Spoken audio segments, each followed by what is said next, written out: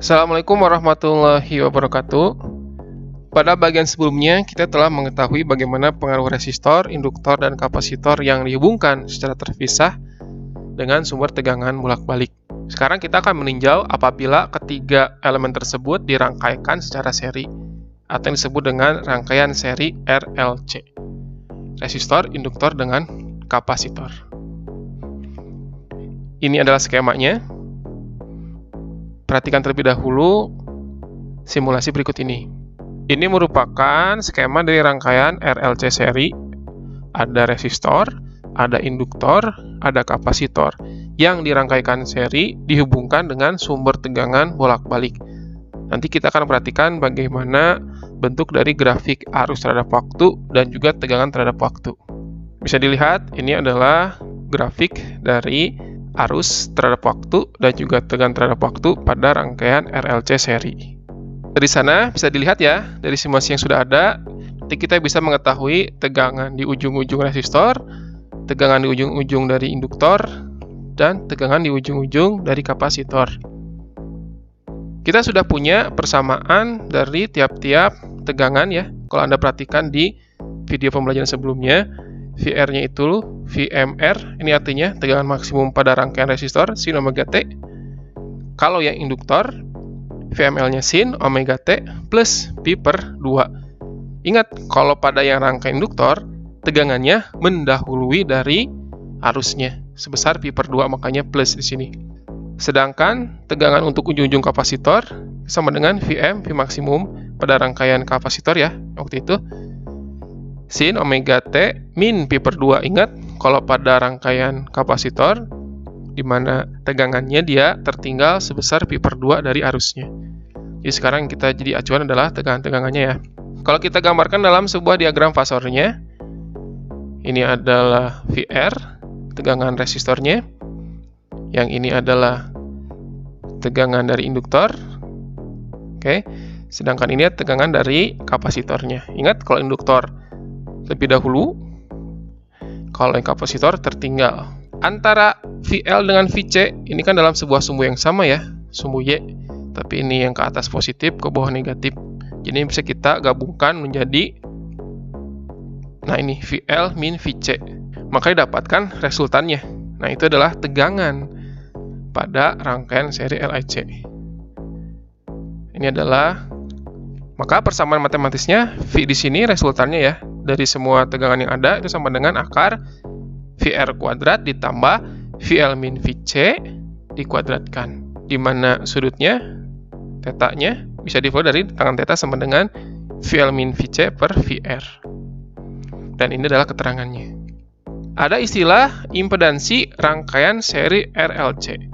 Impedansi adalah efek hambatan total yang diakibatkan oleh resistansi atau R, reaktansi induktif XL, dan reaktansi kapasitif XC.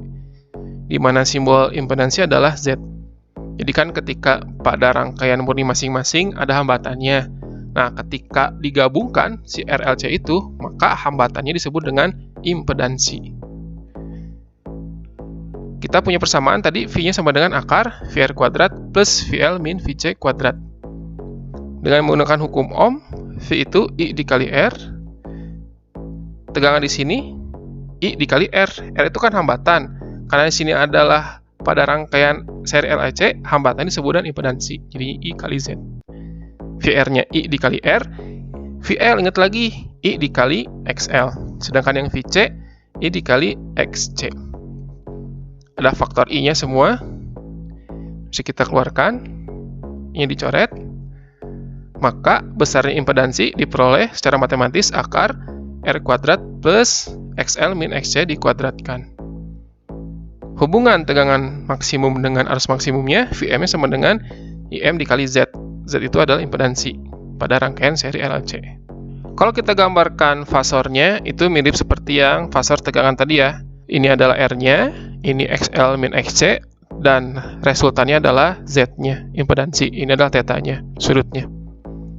Di mana sudutnya bisa diperoleh dari tangan theta sama dengan XL min XC per R.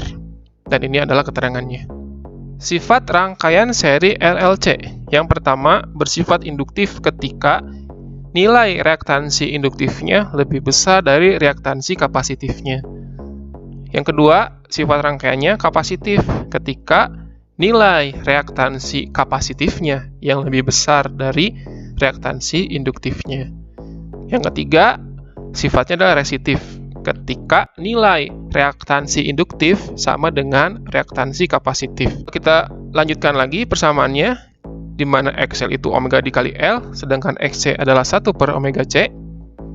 Omega 2pi dikali F. Oke, ini 2pi kali F. Kita kali silang, 2πf dikali 2πf, jadinya 2πf kuadrat. L-nya pindah ruas ke sini, jadinya L dikali C. Biar kuadratnya hilang, maka ruas kanan diakarkan. 2πf sama dengan akar 1 per LC. Sehingga F sama dengan 1 per 2pi akar LC.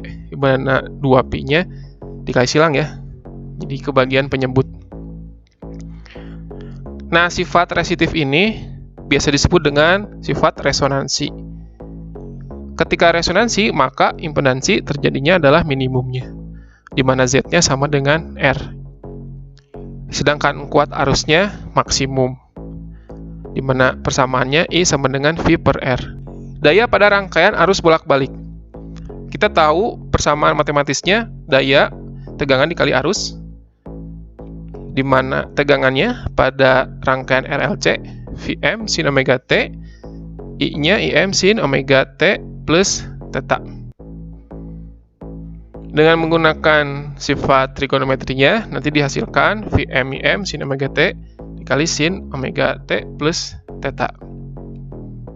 Nanti dihasilkan bahwa dayanya adalah setengah Vm dikali M cos theta.